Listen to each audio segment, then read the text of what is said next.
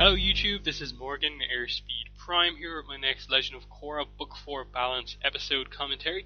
This one's going to be for K406 Battle of Zaofu, 6th episode of Book 4 Balance.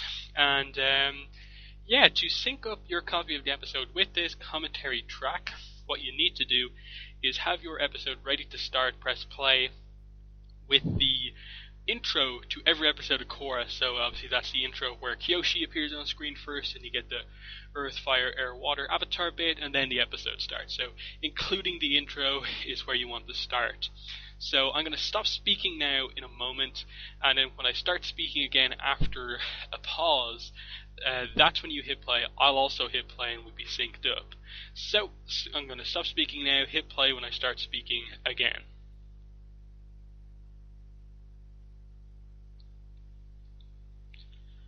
Okay, so here we are with K406 Battle of Zaofu.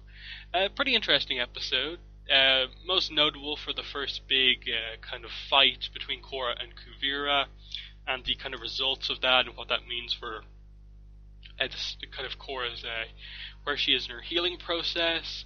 And also we have this kind of side plot with Bolin and Varric, kind of with the bomb plot on the train with Batar and how they escape and are assumed dead for a while.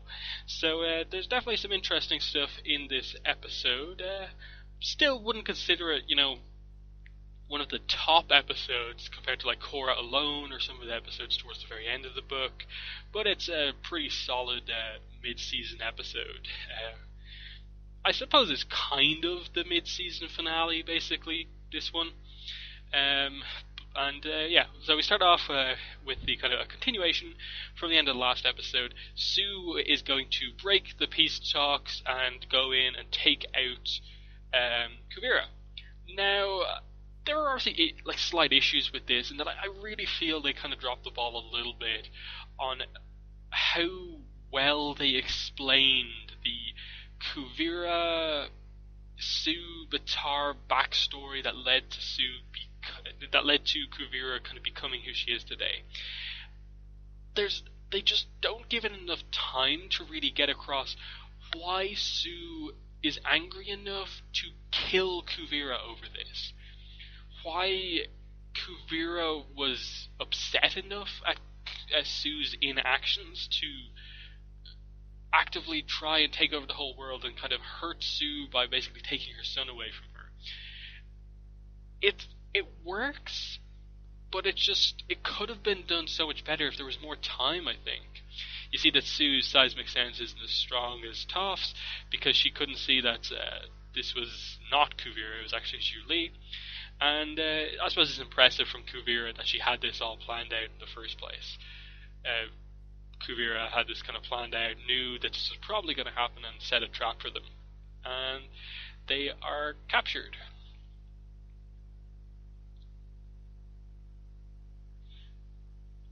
It's just like this kind of rivalry between Sue and Kuvira, I wish it was done a bit better.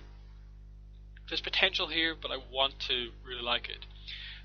What I find interesting about this scene here is that it's one of the only times we really get to see Jinora and Opal in action, and you see some interesting dynamics between the characters. Opal wants to act right now, we've got to go help. She kind of agrees with Sue, basically. But Jinora and Korra both realize that, look, Sue is breaking the truce here. We are kind of in the wrong in this situation. We understand that she brought an army here and she was basically asking you to do something, but Sue was the one who acted first. We have to think about what we're going to do here. We can't act rashly. And so, you see Opal is kind of personally involved in the situation, is very frustrated, but Korra and Jinora are thinking a bit more clearly. And Jinora brings up the whole, you're an airbender now, you can't be aggressive, we can't just attack people. It doesn't really go anywhere, and that Opal ultimately Opal's just thinking about her family here. But what I like here is that Batar is basically the current leader of Zaofu with Sue out of the way. But he's referring to Korra, basically. Korra is in charge here in this situation completely. They're referring to her and letting her make the decisions and agreeing with her. And that's what I really like about this book in general, and that is that everyone trusts Korra in action for the most part. You get the scene like in a couple of episodes time when Tenzin kind of is doubting her, but she gets that trust back with Tenzin, and it just shows how much she's matured and that she knows how to handle people. That no, we can't bring Iki and Milo into this kind of face off with Kuvira because it's going to be too dangerous.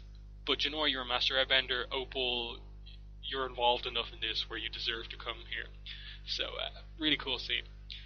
And then we get the start of the Varric Bolin parts of the episodes, and obviously we see that Varric is struggling to believe that Julie did actually betray him. So that's interesting. It just shows that he does actually care for her now that she's gone. He only realizes how much he really appreciated her now that she's gone. And Batar needs Varric because of his genius and his work on the spirit vines, but obviously Varric has had a kind of crisis of conscience and doesn't want to work on the spirit vines anymore because he knows how powerful and dangerous they are. But we really see him use the fact that he holds some of the cards here. Varric has some of the cards here because he's the genius, not Batar. He knows more about this than anyone else, and so he really plays Batar a lot in this episode, like getting Bolin with him, like, hey, I need an assistant. Your guy's probably going to get hurt if we do it, so why not use one of your prisoners instead? Even though it's not really that dangerous. But you sort of see that it's ultimately part of Varric's plan here, and that Bolin's realistically going to not know what Varric's doing. He's going to go along with it, and it's going to get his whole plan across even better.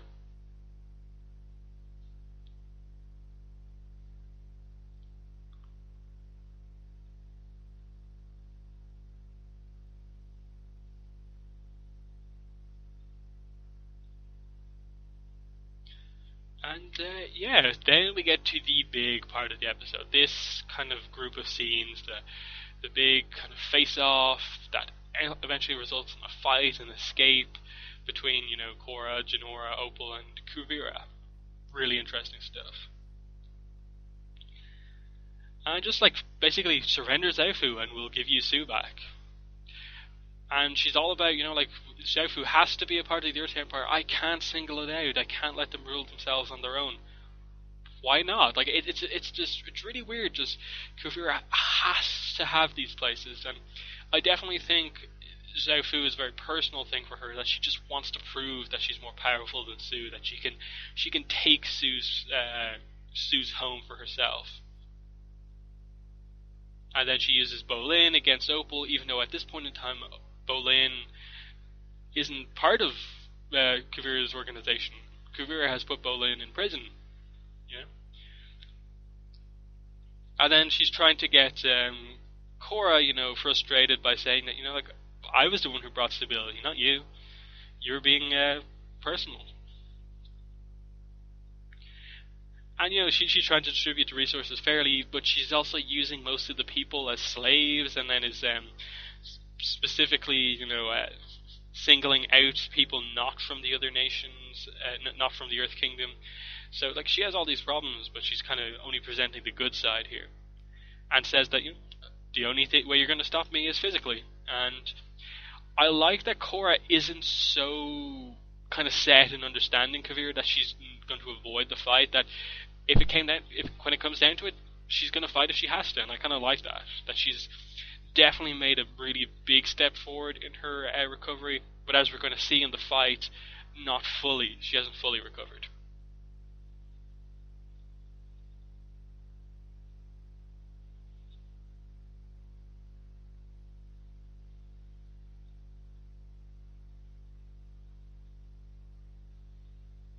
You see how similar all of the girls' haircuts are. There, Opal, Jinora, and Korra, they all have I think a lot of people are referring to them as the Bob Squad, just because their hair is fairly similar. Jinora's is the only kind of obviously different one.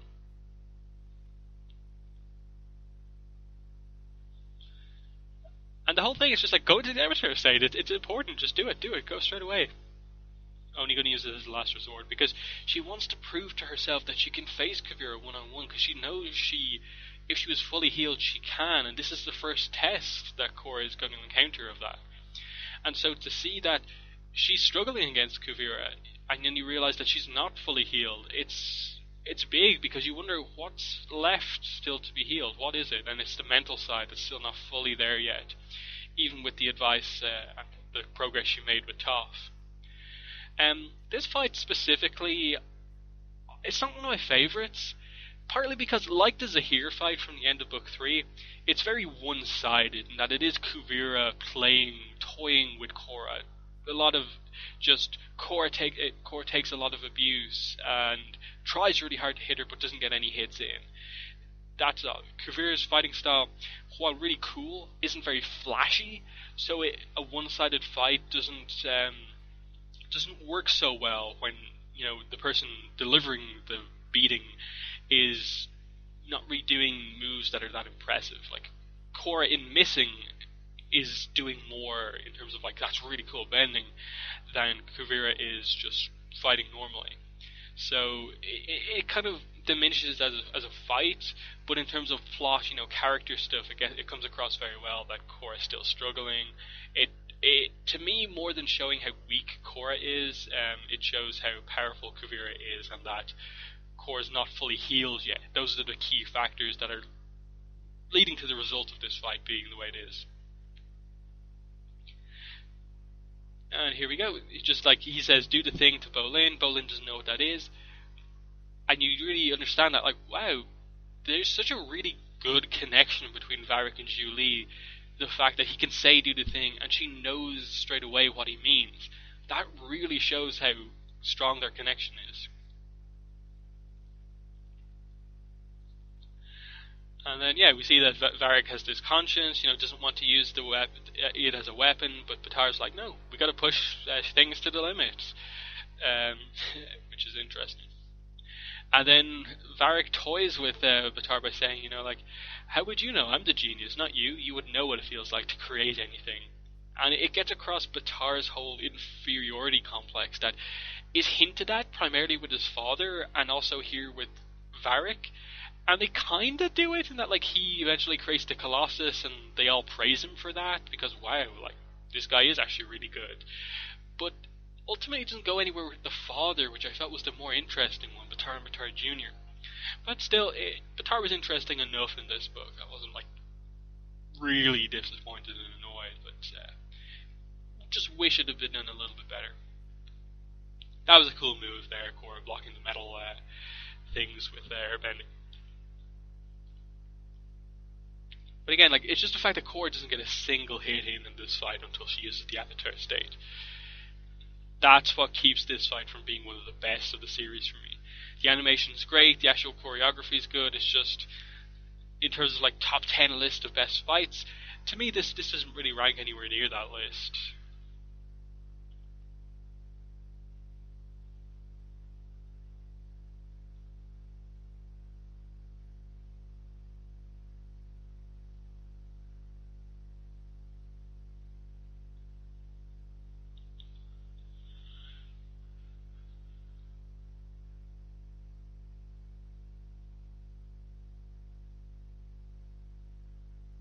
And Korra here really just wants to prove herself. She can do this. Just to know herself that she's back to being fully fit, that she can beat her like she usually maybe would be able to. So that comes across, I think, quite clearly in the fight. You see that Batar is actually really intelligent. He can see the way this machine is working, but doesn't understand some of the things Varric is doing because he has no clue, of course, that Varric is building a bomb right here. And they specifically mention that, you know, the energy going back on itself is basically what creates the bomb and basically what creates it as a weapon. They mention that a couple of times. So yeah, he kicks it, kickstart. And ticking starts immediately. I kind of love the joke as well that they make here with why does it have a timer and a detonator? And he's like, well, I started off with a timer, but then I thought a detonator would work, and then I realized that the timer was like not needed anymore, so I just covered all my bases. That's how genius I am, that I overthought it all completely and made everything. And then he does this kind of weird reverse kind of get out of crazy situation with a bomb thing where he's just like, no, I want to die on this thing. Me and Bolin are going to stay here and die. You leave. I think you deserve to live. Rather than the kind of like, you're going to stay here with the bomb, I'm going to leave, and maybe we'll see what happens after that. So it just gets across how crazy Varric is. And Batara kind of understands that like, oh, there's nothing really like crazy being planned here. It's just Varric being silly and crazy and mad.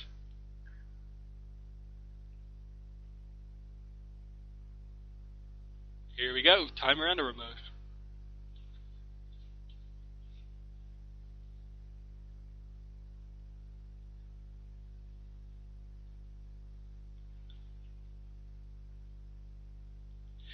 Back to the fight.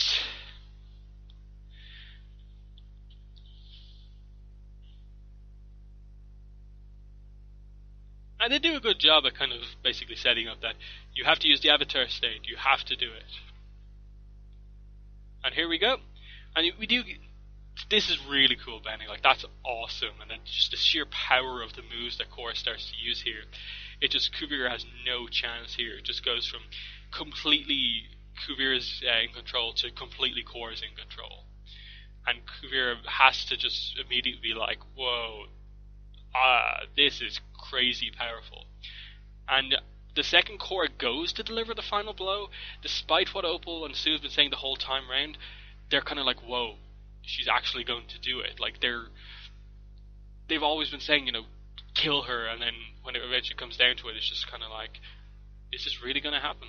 And they're concerned for Korra because she's still having these problems. But ultimately, it's that she sees kind of herself in Kuvira, and it's a combination of that she still hasn't fully gotten past the mental side of what happened to her. She's still kind of afraid to get hurt, doesn't feel fully confident in things, and what ultimately leads to resolution is that she has to confront Zahir, who was the one who hurt her in the first place.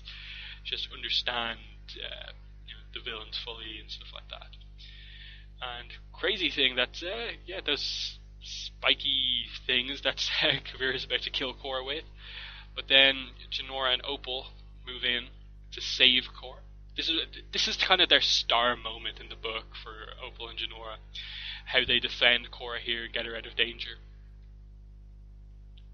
Awesome, just the two of them on their own create like a whirlwind to rival the one from the end of book 3. It shows how powerful the two are.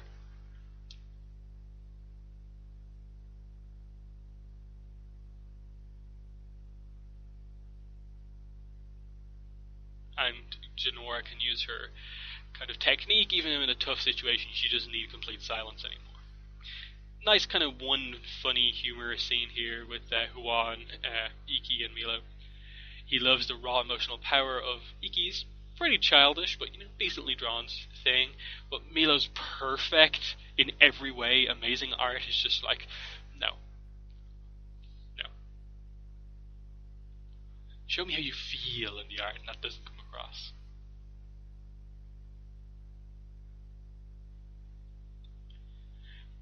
Airbenders are in action.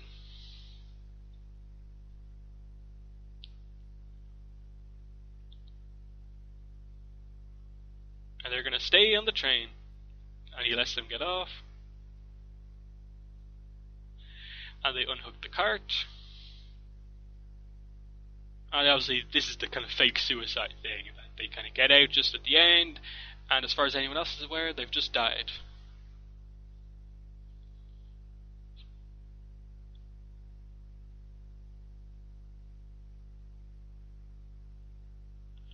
And then there's this weird thing that, like, whoa, Varric was actually planning to kill the two of them? Like, what?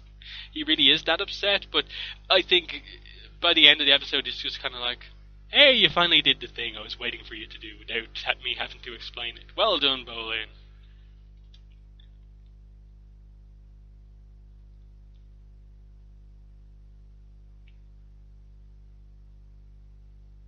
Makes absolutely no sense what just happened there, and that the kind of door that he opened in the floor was directly in the middle of the cart, and the train tracks are completely metal, and Bolin can't metal bend. So how did he, like, earthbend straight through the tracks to get them into the mountain. Like, it makes no sense with they specifically showing you the kind of specifics of what happened, and don't know how it happened. But all that matters is they got out somehow, and it roughly makes sense. And now we have the two of them no longer working for Kuvira, but they have some news about what her ultimate plans are, and this is all setting up to like the reunion next episode and stuff like that.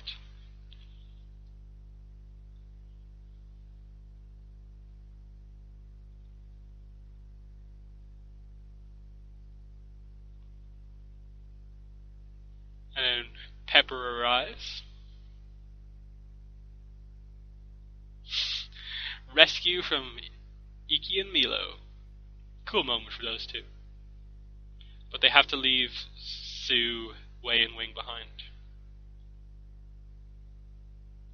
Again, just set up that Opal's going to have a bigger involvement at some point later on. That's obviously the Operation Beifong episode. But they've lost Zaofu. So some big moments happening in this episode. Definitely. Here we go.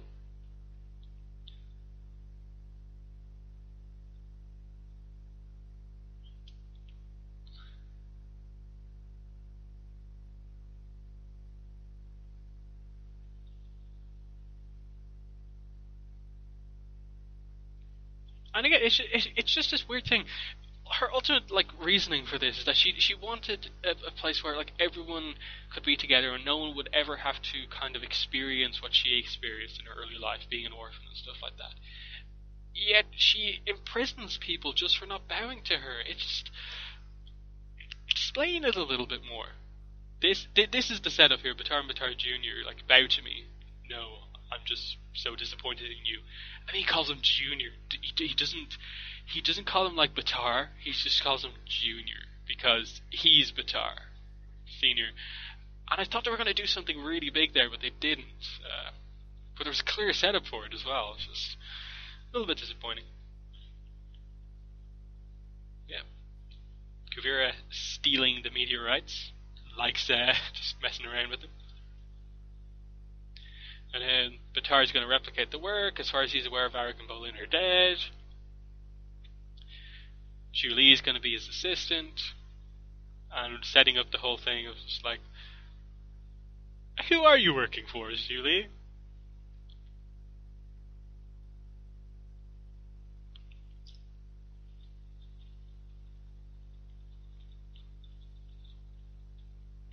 There we go, begin dismantling the domes, because the domes are going to be used to create the Colossus. Really cool kind of ending. The Julie thing maybe isn't the biggest cliffhanger. For me, the bigger moment is just take down the domes. So that's cool. But yeah, solid episode. I wouldn't say it's the best episode of the series, but with episodes like Korra alone and some of the more episodes closer to the finale being, I think, a lot better, but really solid kind of. I suppose it's basically the mid-season finale, and it's pretty good because of that. So yeah, really good episode. But yeah, I'll see you next time. Probably tomorrow. Probably a commentary tomorrow. No Turtles this week to review. No Star Wars Rebels. Transformers isn't until the weekend. I just have the top 10 video to do Wednesday. So yeah, I could get 3 or 4 commentaries out this week. We'll just have to see how things go day to day. But for sure, at least 1 more commentary this week. Probably a couple more. So thanks for listening to this commentary, and bye.